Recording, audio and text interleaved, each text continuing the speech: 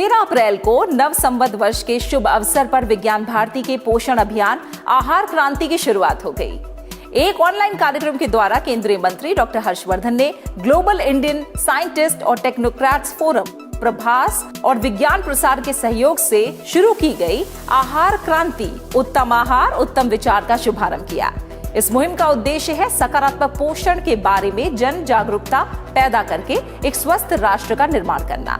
कार्यक्रम पर ज्ञान विज्ञान की एक रिपोर्ट। एक स्वस्थ जीवन जीने के लिए बहुत जरूरी है कि हमारी रोग प्रतिरोधक क्षमता बेहतर हो। जैसा कि मौजूदा महामारी के दौरान भी देखा गया, जिनकी प्रतिरक्षा प्रणाली बेहतर थी उन्हें संक्रमण का कम से कम प्रभाव हुआ। शरीर की प्रतिरक्षा क्षमता को बनाता है पोषक आहार। हम जितना पोषण पर ध्यान देंगे, समाज उतना ही सशक्त और स्वस्थ होगा। इसी को ध्यान में रखते हुए 13 अप्रैल को एक पोषण जन आंदोलन के रूप में आहार क्रांति उत्तम आहार उत्तम विचार का शुभारंभ किया गया। एक आभासी कार्यक्रम के द्वारा इस मिशन की शुरुआत की गई। इस अवसर पर अभियान से संबंधित संस्थाओं के गणमान्य लोग और पदाधिकारी भी ऑनलाइन कार्यक्रम का हिस्सा बने। हम सब जानते हैं कि पोषण उत्तम जीवन का आधार है। स्वस्थ जीवन से ही स्वस्थ एवं समृद्ध समाज का निर्माण होता है। हमारे ऋषियों महर्षियों द्वारा अन्वेषित आयुर्वेद ने पूरी दुनिया का मार्गदर्शन किया है और अब समय आ गया है कि हम उसी समृद्ध ज्ञान को फिर से जीवन में लागू कर स्वास्थ्य और सामाजिक चुनौतियों का सामना करें। सकारात्मक पोषण उत्तम आहार उत्तम विचार की सोच के साथ विज्ञान भारती और उसकी सह संस्था ग्लोबल इंडियन साइंटिस्ट्स और टेक्नोक्रेट्स फोरम ने आहार क्रांति की शुरुआत की है, जिसे जन आंदोलन बनाने में विज्ञान प्रसार और CSIR का प्रवासी भारतीय शैक्षणिक और वैज्ञानिक संपर्क प्रभास सहयोग कर रहे हैं। ये मिशन है भारत के विभिन्न क्षेत्रों में स्थानीय रूप से उपलब्ध फल सब्जियों आदि के पोषक तत्वों के बारे में लोगों को जागरूक करना। इस आहार क्रांति से न सिर्फ कुपोषण दूर होगा बल्कि देश का आर्थिक स्वास्थ्य भी बेहतर होगा। स्थानीय फलों सब्जियों का बाजार बढ़ेगा, पारंपरिक फसलों की मांग बढ़ेगी, जिससे किसानों और स्थानीय विक्रेताओं का रोजगार बढ़ेगा। साथ ही पोषक समाज राष्ट्र को कोरोना जैसी महामारियों और चुनौतियों का सामना करने में सहायक होगा। इसके लिए समाज के हर वर्ग को पारंपरिक खुराक और पौष्टिकता से दोबारा अवगत कराने की जरूरत है। इस मौके पर एक मासिक समाचार पत्र आहार क्रांति और आहार चार्ट का भी विमोचन किया गया, जिसका प्रकाशन विज्ञान प्रसार द्वारा हिंदी और अंग्रेजी में किया जाएगा। इसी तरह लगभग हर भाषा में कई तरह के ऑफलाइन और ऑनलाइन जागरूकता कार्यक्रम आयोजित किए जाएंगे। इस कार्यक्रम में शिक्षकों के प्रशिक्षण पर विशेष ध्यान दिया जाएगा, जो प्रशिक्षण के बाद अनेक छात्रों को इस कार्यक्रम का संदेश देंगे, जो छात्रों के माध्यम से उनके परिवारों तक पहुंचेगा और आखिर में बड़े पैमाने पर समाज में इसका प्रचार होगा। उम्मीद है कि आयुर्वेद का ये प्राचीन ज्ञान एक बार फिर पूरे विश्व के लिए मार्गदर्शक साबित होगा। स्वदेशी वैक्सीन विकास की दिशा में एक महत्वपूर्ण पहल के तहत अब जल्दी भारत के पहले mRNA आधारित वैक्सीन कैंडिडेट का मानव परीक्षण भी शुरू हो जाएगा। विज्ञान और प्रौद्योगिकी मंत्रालय के जैव प्रौद्योगिकी विभाग ने पिछले वर्ष शुरू किए गए मिशन कोविड सुरक्षा के तहत HGCO19 के अध्ययन के लिए अतिरिक्त धनराशि उपलब्ध कराई है। आपको बता दें कि जेनोवा बायोफार्मास्यूटिकल्स पुणे और अमेरिकी कंपनी HDT बायोटेक कॉर्पोरेशन ने मिलकर इस वैक्सीन का निर्माण किया है। 16 मार्च 2020 को अमेरिका ने कोविड-19 वैक्सीन के पहले मानव परीक्षण की शुरुआत की। खास बात ये थी कि ये वैक्सीन कैंडिडेट मैसेंजर RNA तकनीक पर आधारित था। इसके बाद 8 दिसंबर 2020 को विश्व में जो सबसे पहला स्वीकृत कोविड-19 का टीका लगाया गया, वो भी मैसेंजर RNA तकनीक पर ही आधारित था। हालांकि ये दोनों ही वैक्सीन्स अलग अलग कंपनियों द्वारा तैयार की गई थी, लेकिन कोविड-19 महामारी में mRNA आधारित इन दोनों ही वैक्सीन्स को मान्यता मिलना किसी बड़ी उपलब्धि से कम नहीं था, क्योंकि कोविड-19 महामारी से पहले किसी भी mRNA आधारित दवा या वैक्सीन को मनुष्यों में उपयोग के लिए लाइसेंस नहीं दिया गया था।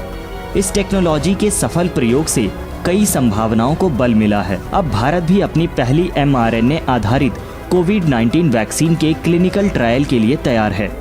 HGCO19 नाम की इस वैक्सीन को पुणे की जिनोवा बायोफार्मास्यूटिकल्स लिमिटेड और अमेरिकी कंपनी HDT बायोटेक कॉरपोरेशन ने मिलकर बनाया है।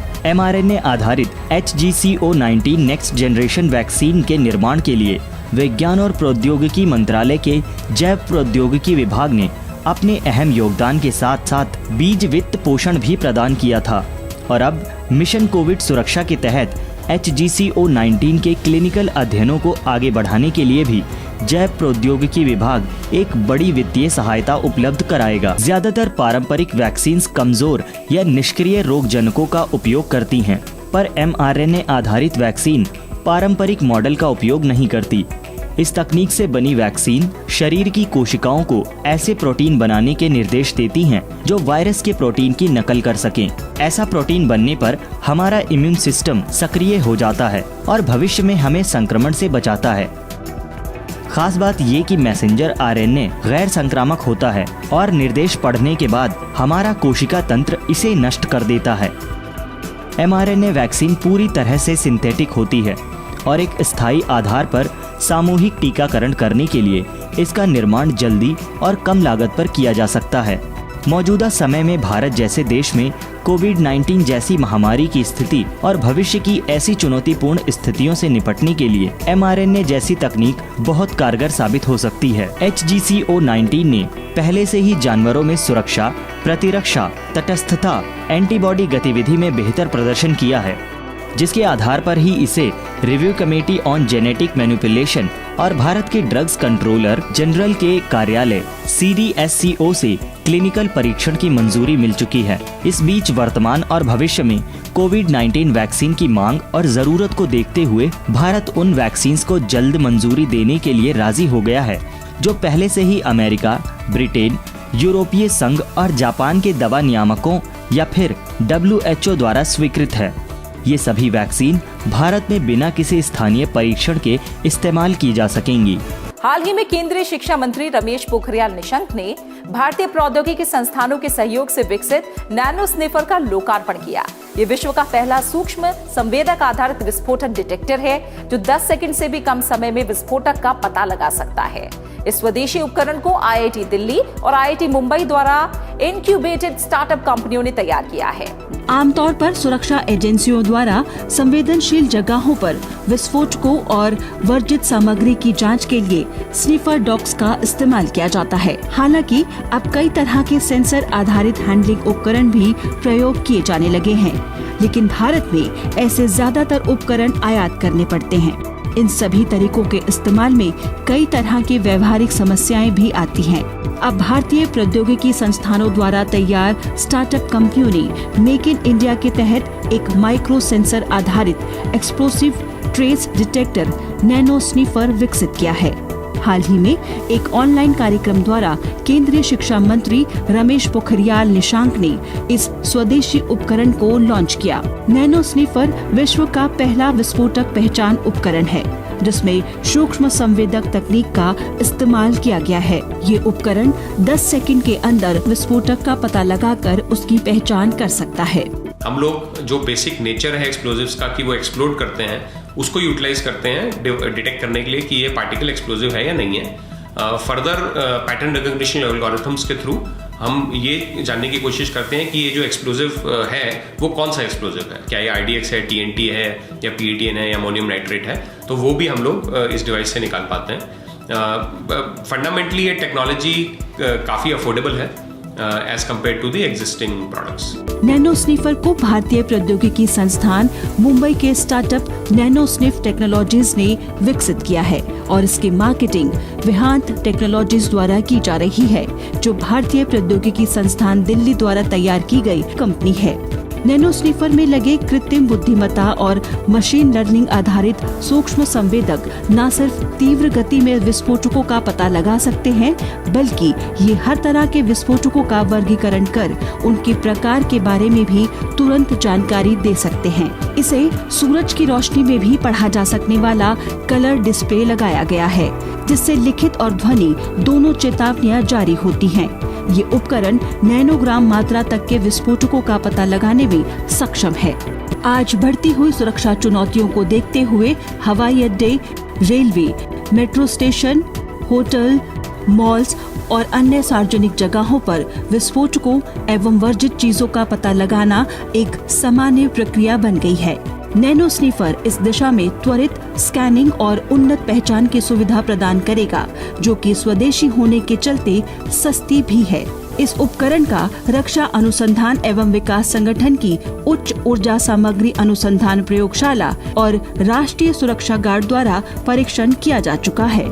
आजकल हर क्षेत्र में आर्टिफिशियल इंटेलिजेंस यानी कृत्रिम बुद्धिमत्ता तकनीक पर जोर दिया जा रहा है। अत्याधुनिक कंप्यूटर, संवेदक, रोबोट, चेतावनी प्रणालियों से लेकर अंतरिक्ष अभियानों तक ये नवीन तकनीक आसानी पैदा करने की कोशिश कर रही है। क्योंकि ये एक उभरता हुआ क्षेत्र है, ऐसे में कृत्रिम बुद्धिमत्ता विशेषज्ञों की जरूरत बढ़ रही है। ज्ञान विज्ञान के करियर इन साइंस सेगमेंट में आज हम प्रौद्योगिकी की इसी विधा में भविष्य बनाने के अवसरों पर बात करेंगे। अक्सर हम सब हैरान हो जाते हैं जब हमारे फोन या कंप्यूटर हमारी सर्च को आसान बना देते हैं और हमारे द्वारा खोजी या सर्च की जा रही जानकारी से जुड़े अन्य विकल्प भी हमारे सामने आ जाते हैं। अत्याधुनिक वाहन हर बाधा से पहले हमें सचेत कर देते हैं और कई बार खुद ही समाधान भी तलाश लेते हैं। ये सब आर्टिफिशियल इंटेलिजेंस का कमाल है, जिस पर भारतीय वैज्ञानिक और प्रौद्योगिकी संस्थान भी गंभीरता से काम कर रहे हैं। इंजीनियरिंग की कई शाखाओं को मिलाकर आर्टिफिशियल इंटेलिजेंस तकनीक सामने आती है। आम भाषा में समझें तो एआई यानी आर्टिफिशियल इंटेलिजेंस एक ऐसा लक्षित डेटा होता है जिसे किसी भी उपकरण या मशीन में जमा कर दिया जाता है और इस डेटा से किसी भी परिस्थिति का सही आकलन करने में सक्षम सॉफ्टवेयर तैयार किया जाता है। ये सॉफ्टवेयर वास्तविक समय परिस्थितियों में उपयोग किया जाता है। मुख्य रूप से आर्टिफिशियल इंटेलिजेंस के दो क्षेत्र हैं, एक रिसर्च एआई और दूसरी अप्लाइड एआई। रिसर्च या अनुसंधान के क्षेत्र में इस तकनीक का उपयोग आमतौर पर मौजूदा तकनीक और पद्धतियों में नवाचार के लिए किया जाता है। इसी तरह अप्लाइड एआई वो है जिसका प्रयोग आम जनजीवन में किया जाता है। जैसे कोई उपकरण आपकी आवाज पहचान कर आपकी पसंद का गाना सुना सकता है, बिना ड्राइवर के ट्रेन और वाहन चल सकते हैं। ऐसे अनगिनत उपकरण और सुविधाएं आज मौजूद हैं। आज की दुनिया में एआई का रोल काफ़ी चीज़ों में महत्वपूर्ण है। एआई मेडिकल फील्ड में आप देखिए, या फिर आप ऑटोमेटिव फील्ड में देखिए, या फिर जैसे पहले मूवीज़ में होते थे कि मतलब कि आप साइंस फिक्शन में देख सकते हैं, जैसे रोबोटिक्स काफ़ी काम कर लेते हैं, या रोबोट कोई ह्यूमन रोबोट से बात कर रहा है और रोबोट वो समझ रहा है कि मतलब कि आदमी क्या बात कर रहा है और अकॉर्डिंगली उसका एक्शन परफॉर्म कर रहा है। तो इन सारी चीज़ों में एआई का काफ़ी बड़ा रोल है। इस क्षेत्र में करियर बनाने के लिए सबसे जरूरी है कंप्यूटर साइंस और मैथमेटिक्स का ज्ञान। Computer science, software technology, mathematics, electronics, electricals जैसे विषयों में इंजीनियरिंग करने वाले छात्र आर्टिफिशियल इंटेलिजेंस विशेषज्ञ बन सकते हैं। इसके लिए कंप्यूटर साइंस से जुड़े लगभग हर बड़े संस्थान में विशेष पाठ्यक्रम मौजूद हैं। विद्यार्थियों के लिए क्षेत्र में कई तरह की अवधि के सर्टिफिकेट, डिप्लोमा और परास्नातक डिग्री कोर्स मौजूद हैं। संस्थानों की बात करें तो भारत में इस वक्त centre for artificial intelligence and robotics Bengaluru, national institute of engineering Mysore, Indian institute of information technology Prayag, Amity university Kolkata, Birla institute of technology Ranchi, Osmania university Hyderabad, IIT Hyderabad, Chandigarh university, Indraprastha institute of information technology Delhi artificial intelligence और मशीन लर्निंग पाठ्यक्रमों में प्रमुख संस्थान हैं। इनके अलावा online course की भी सुविधा मौजूद है।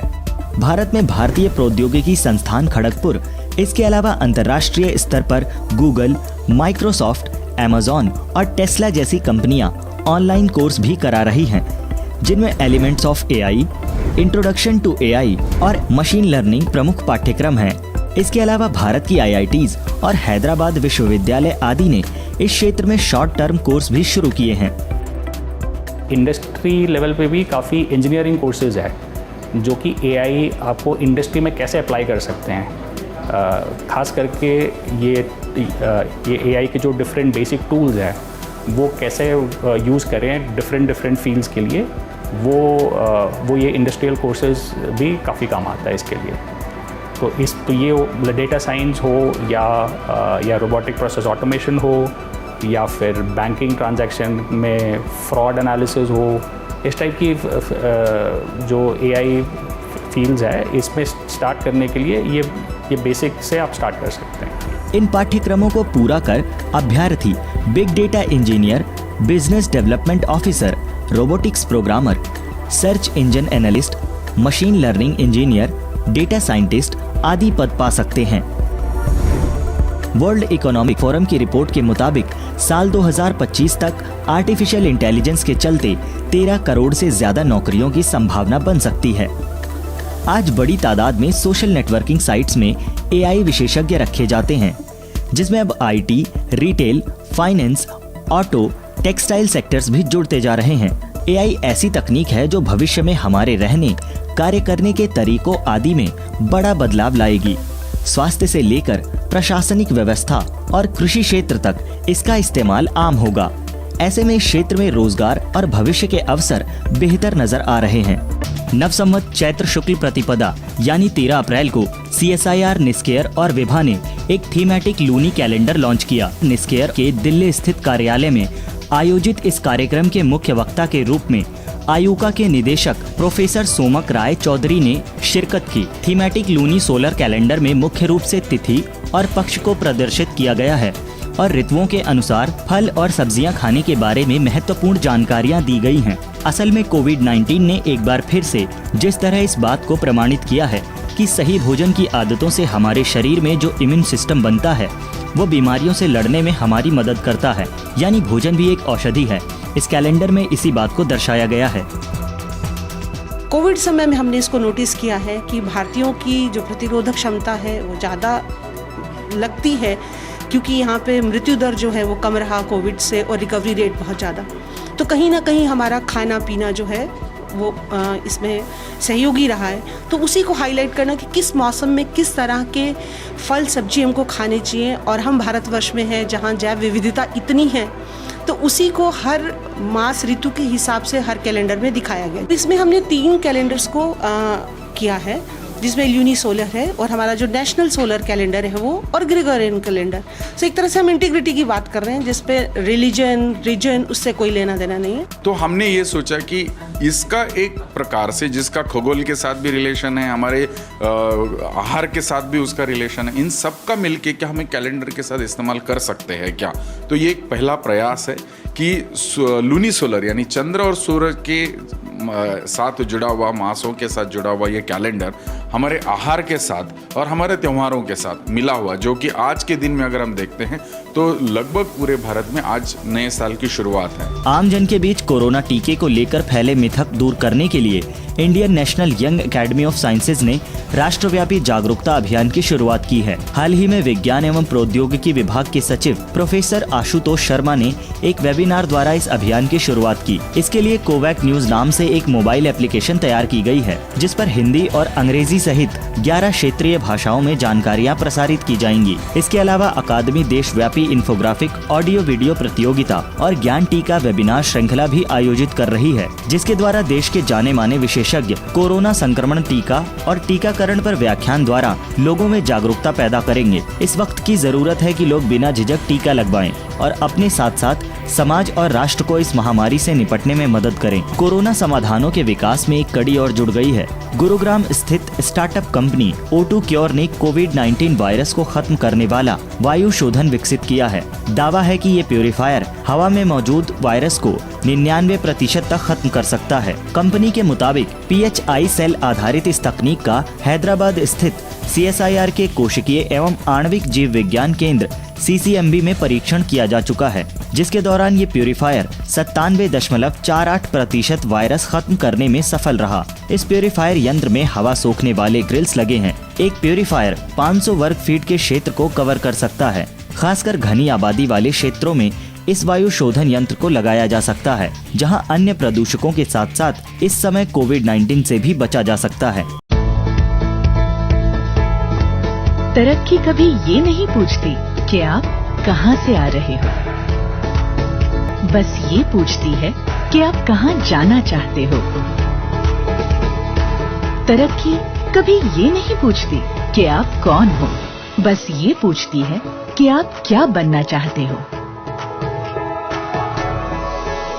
तरक्की आपको कभी नए रास्ते दिखाएगी तो कभी नए दोस्तों से मिलवाएगी। बस आपको तय करनी है आपके तरक्की की रफ्तार, एक नई सोच और हर रोज कुछ बेहतर करने की प्रेरणा, अपने लिए और अपनों के लिए।